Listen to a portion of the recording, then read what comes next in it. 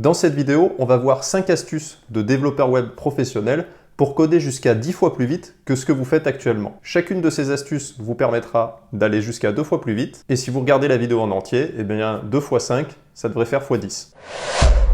La première astuce que j'utilise en tant que développeur web professionnel, ça va être d'éviter ce que j'appelle le code Jimmy Neutron. Pour ceux qui connaissent pas ce dessin animé, eh bien c'est l'histoire d'un gamin en fait qui est un peu surdoué et qui passe son temps à créer tout un tas d'inventions qui servent pas forcément à grand chose. Mais si vous voulez, comme il est super intelligent, il a besoin de prouver qu'il est intelligent, donc il crée des trucs compliqués qui servent à rien. Donc nous, côté code, eh bien c'est cette manie de vouloir montrer qu'on connaît plein de choses, et plutôt que de résoudre de la manière la plus simple possible un problème, on va créer du code qui en apparence paraît compliqué et qui sert pas forcément à grand chose, mais quelque part qui nous rassure, nous, sur nos compétences. Et moi-même, eh bien, il m'a fallu des années pour me guérir de ça et arrêter de vouloir paraître bon en code et à la place de résoudre des vrais problèmes.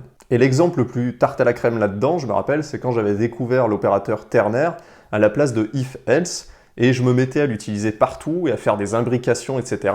pour montrer que, oulala, je développe du code qu'on voit pas ailleurs. Mais bizarrement, eh bien, quand j'ai commencé à travailler en équipe, je me suis rendu compte que tout le monde ne trouvait pas mon code aussi génial que ça. Et donc ça m'a fait un peu mal au cœur à ce moment-là, mais quand j'ai travaillé sur le même code avec des développeurs professionnels, ils m'ont dit qu'il n'y avait pas besoin de s'arracher la tête ou de créer cette espèce de syntaxe d'opérateur ternaire très compliqué, et que du code simple à relire devait être la priorité pour tout le monde. Et donc ce que je me suis dit, c'est que je coderais certainement bien plus rapidement si je réfléchissais tout de suite à l'implémentation la plus simple possible, la plus simple à relire, plutôt que de créer du code compliqué juste pour montrer que j'ai lu le dernier article à la mode. Donc ça me permet au grand minimum de coder 2 fois plus vite, et justement ça fait transition avec la deuxième astuce que je vais vous présenter, mais juste avant, pour ceux qui ne me connaissent pas, je vais me présenter rapidement. Je m'appelle Simon, j'ai été un des plus jeunes formateurs de France sur les technologies JavaScript Angular, puisqu'à seulement 26 ans, eh bien, je formais des ingénieurs de métier sur ces technologies à Atos, qui est une des plus importantes sociétés d'informatique d'Europe, avec plus de 110 000 collaborateurs dans le monde. Mon but à travers cette chaîne, eh bien, c'est de faire connaître le contenu des formations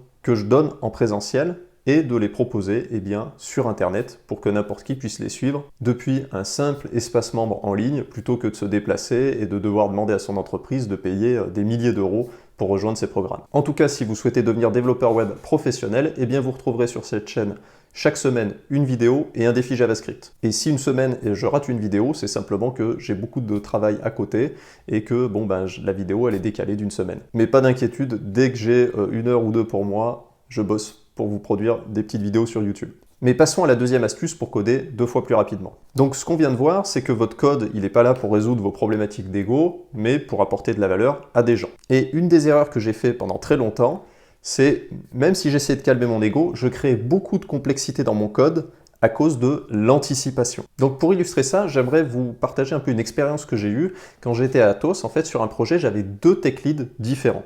Et ils avaient 2 approches du code complètement exclusives. Ils ne pouvaient pas s'entendre d'ailleurs les deux, mais ils m'ont tous les deux appris quelque chose.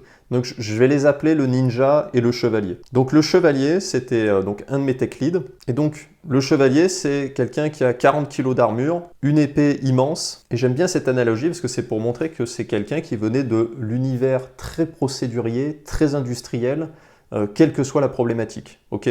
Tout de suite de la grosse industrialisation. Et l'autre tech lead que j'avais, il venait d'un univers complètement différent, donc je l'appelle le ninja, et sa philosophie était complètement inverse. C'est-à-dire que on était sur des choses beaucoup plus souples, beaucoup moins de règles figées, avec des itérations rapides successives qui prenaient en compte les compétences de l'équipe. Ok, on va pas imposer des pratiques avec du state management, avec une grosse lib, à une équipe qui maîtrise pas encore très bien, par exemple, la programmation réactive et les observables. D'accord? Pour lui, ça n'avait pas de sens d'imposer des trucs très très industriels à des gens, par exemple, qui ne comprennent même pas ce qu'on leur demande exactement. Donc plutôt y aller par itération, commencer avec un truc un peu simplissime, un petit peu basique, un petit peu rustique comme ça, et puis y aller par petites touches successives, faire un petit atelier pour se former sur le truc X, faire un autre petit atelier pour regarder comment ça marche avec ce qu'on a actuellement, puis essayer de se dire, à partir de là, on va mettre ça en place, etc. Et ce que j'ai remarqué avec ces 2 approches du ninja et du chevalier, eh bien, c'est qu'au quotidien, c'était beaucoup plus agréable et on progressait beaucoup plus rapidement en ayant cette approche un peu ninja. C'est-à-dire de ne pas se mettre une pression énorme avec des process et une industrialisation qui va venir finalement nous ralentir, nous bloquer dans notre progression, plutôt que de partir de là où on est et petit à petit avancer. Et justement, ce tech lead ninja un peu m'avait donné une phrase qui avait fait déclic et qui m'a permis de coder beaucoup plus rapidement, c'est que anticipation is bullshit, c'est-à-dire à force de vouloir trop anticiper, de tout de suite créer des grosses indus, on va venir ralentir tout ce qu'on est en train de faire, puisque ce qu'on nous demande à l'instant T, peut-être qu'il y a une implémentation hyper simple et qu'on n'a pas besoin de s'alourdir avec 10 kg d'armure tout de suite. C'est-à-dire qu'on résout les problèmes qu'au moment où on les a. Donc n'allez pas mettre en place un système d'héritage ou une usine à gaz pour générer des trucs si vous avez que 2 variantes d'un composant.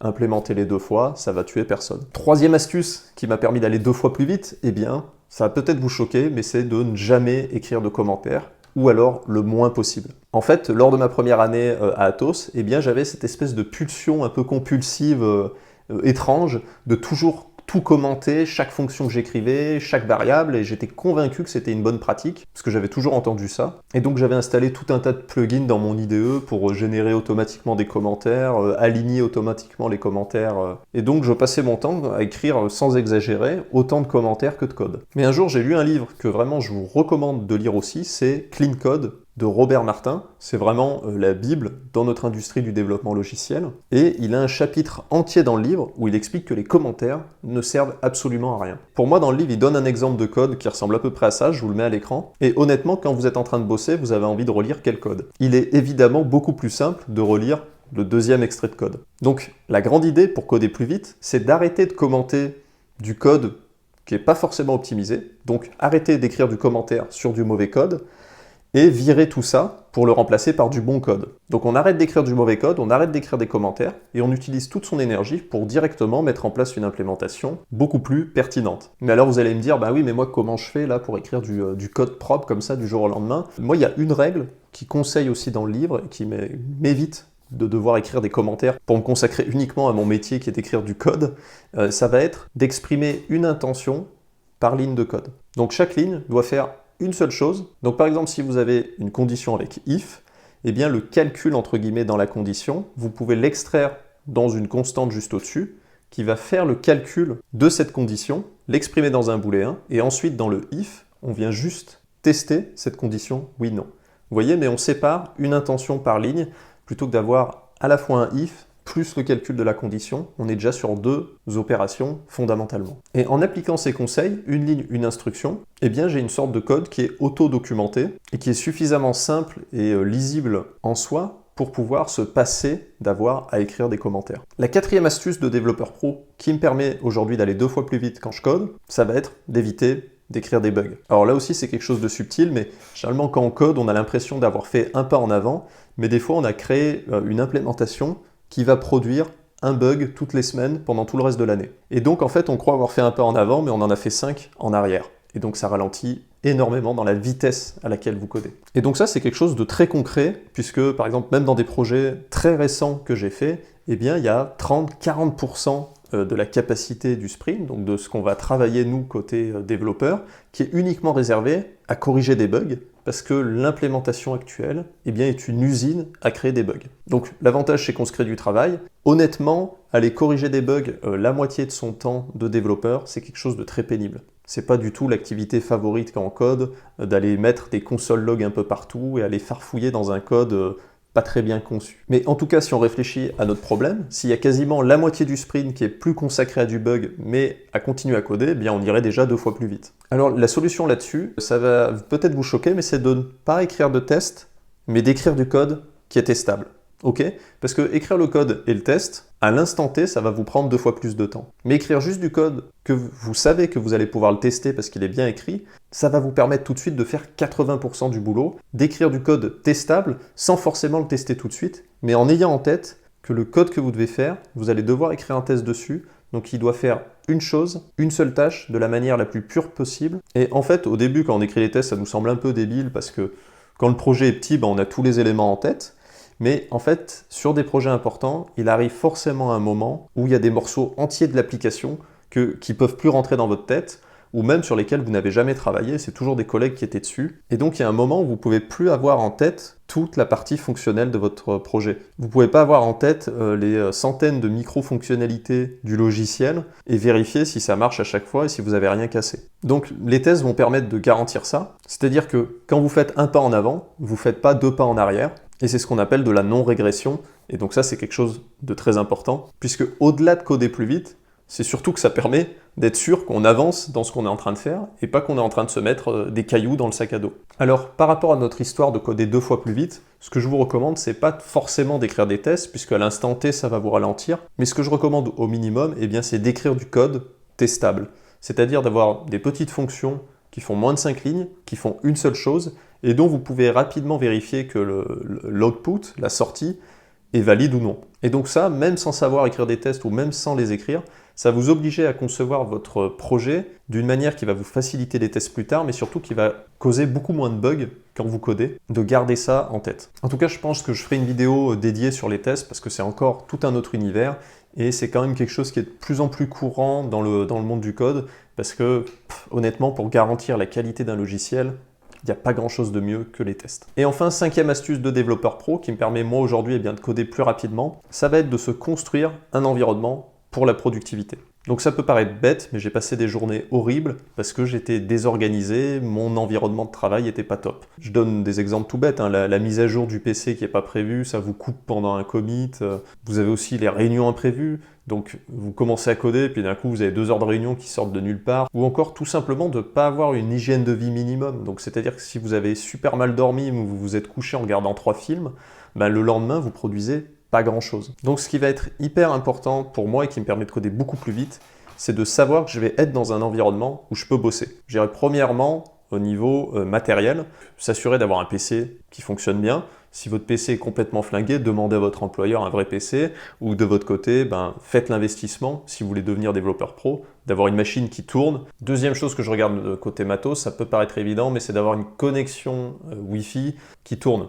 Donc si, je ne sais pas, votre employeur, il a une Wi-Fi flinguée, ce qui peut arriver plus souvent qu'on ne le pense, et que chez vous, vous avez une box qui tourne bien, eh bien demandez à faire un peu plus de télétravail pour être dans un environnement où vous avez Internet et un débit rapide. C'est indispensable dans notre métier, surtout pour aller sur Stack Overflow. Et deuxièmement, ce que je fais, c'est respecter un minimum la psychologie humaine, c'est-à-dire que pour coder, vous avez besoin au minimum de vous isoler, je dirais, une petite heure pour résoudre un problème précis. D'accord ? Le code, c'est chronophage, donc vous ne pouvez pas coder dans un environnement où il y a des coups de téléphone, il y a le voisin qui fait de la perceuse ou je ne sais pas quoi. Donc essayez de vous mettre dans un environnement calme. Si c'est plus calme chez vous, demandez du télétravail. Si c'est plus calme au bureau, eh bien, allez au bureau. Si chez vous, je ne sais pas, il y a des enfants qui jouent ou je ne sais pas quoi. Et puis sinon, si vous n'avez pas le choix et que vous êtes contraint, vous vivez dans la vraie vie comme moi, eh bien vous pouvez simplement demander à vos collègues, aux gens qui habitent chez vous, si vous êtes en coloc ou avec votre compagne, etc., que voilà, la prochaine heure, il faudrait éviter de débarquer pour vous demander s'il va faire beau demain ou je sais pas quoi et que vous avez besoin de vous concentrer un petit peu. D'accord, c'est tout bête, mais parlez aux gens autour de vous et dites, voilà, moi là je vais bosser, j'ai besoin de 2 heures devant moi pour résoudre un problème, donc j'aurai besoin d'être au calme. Et donc ensuite, je sais que j'ai le matos, j'ai 2 heures devant moi, je me mets une petite playlist et je résous le problème que j'ai à résoudre dans le temps que je me suis donné. Et donc ça me permet vraiment de coder 2 fois plus vite. Si vous passez 2 heures en étant interrompu toutes les 15 minutes avec une connexion internet pourrie, je vous assure que vous allez aller beaucoup moins vite que si vous êtes dans une pièce au calme avec tout ce qu'il faut pour avancer. Donc voilà, c'était les 5 astuces de développeur pro que j'utilise pour coder jusqu'à 10 fois plus rapidement que ce que je pouvais faire avant. J'espère qu'il y a au moins une de ces astuces que vous n'utilisiez pas et vous vous dites « Tiens, c'est pas bête, ça pourrait me permettre d'aller un petit peu plus vite ». Donc n'hésitez pas aussi à me dire en commentaire quelle est l'astuce que vous avez préférée et aussi s'il y a une autre astuce que vous utilisez et que je n'ai pas mentionné dans cette vidéo puisque ça va permettre ensuite de bénéficier à toute la communauté pour pouvoir coder un petit peu plus vite. En tout cas, si cette vidéo vous a apporté de la valeur et que vous souhaitez devenir développeur professionnel, voici 3 manières dont je peux vous aider gratuitement. D'abord, sur cette chaîne YouTube, vous retrouverez chaque semaine une vidéo YouTube et un défi JavaScript dans l'onglet communauté. Ensuite, vous pouvez aussi mettre un petit pouce bleu sous les vidéos. Alors ça va permettre de faire connaître la chaîne, on connaît l'histoire, mais c'est surtout que plus tard, ça me donnera aussi de la crédibilité peut-être pour interviewer des gens qui sont pointus dans notre industrie. Donc je sais pas, par exemple un tech lead chez Netflix, etc. Si je vais le voir et que je lui dis, voilà, j'ai 30 000 abonnés sur YouTube ou je sais pas quoi, est-ce que ça t'intéresserait de faire une interview? Ce sera plus crédible pour nous et on pourra tous bénéficier de son expérience. Alors moi le premier, et puis tous ceux qui regarderont ces interviews. Et puis enfin, si ça vous intéresse, vous avez un lien sous cette vidéo où je présente le programme de mes formations en présentiel et comment vous pouvez y accéder depuis chez vous via un simple espace membre en ligne. Voilà, en tout cas, je vous souhaite bon développement à tous. Ciao!